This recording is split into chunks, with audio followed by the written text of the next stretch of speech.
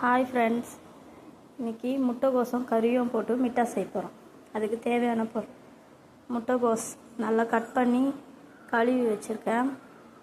வெங்காயம் 2 வெங்காயம், 2 தக்காளி, 2 பச்சை மிளகாய், இஞ்சி பூண்டு பேஸ்ட், மிளகாய்த்தூள், தனியாத்தூள், மஞ்சள் தூள், தேங்காயும் தக்காளியும் அரைச்சிக்கலாம்.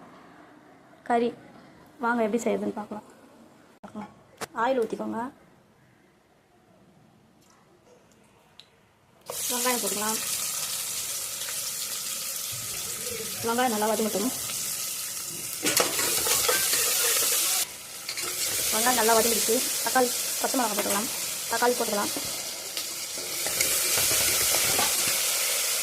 இஞ்சி பூண்டு பேஸ்ட் போட்டுக்கலாம். போட்டுட்டு நல்லா வதக்கி விட்டுக்கோங்க. வேக வச்ச கறியை போட்டுக்கலாம்.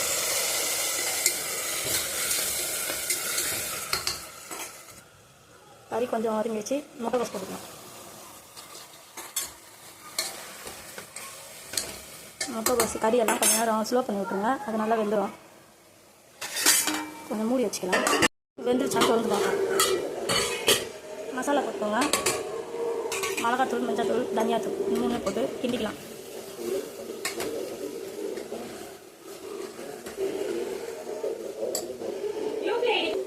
அரைச்சி வச்ச தேங்காய் போட்டுக்கோங்க. தேங்காயும் தக்காளியும் கொஞ்சம் தண்ணி ஊற்றிக்கோங்க.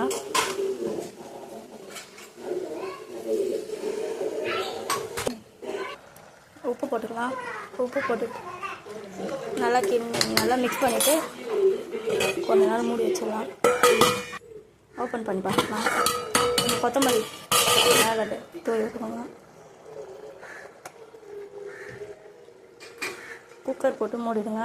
ஒரு 3 விசில் வந்ததுக்கப்புறம் ஓப்பன் பண்ணி பார்க்கலாம்.